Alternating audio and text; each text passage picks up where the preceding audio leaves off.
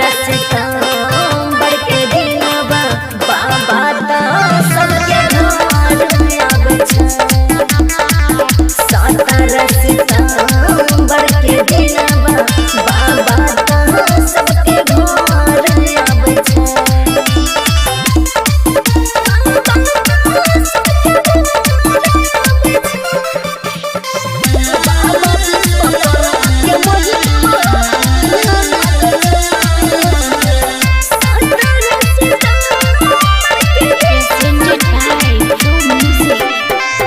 सोनवा के लंका पिया इना कर देन छै। इना के दया से चलै बस ट्रेन छै।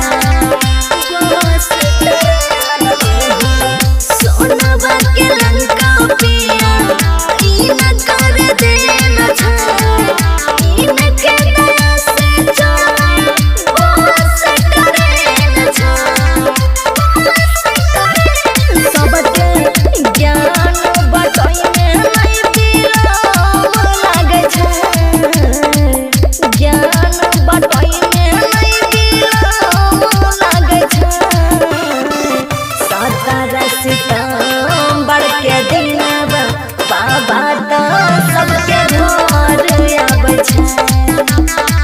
17 सितंबर के दिनवा बाबा ता सबके घर आवे छै।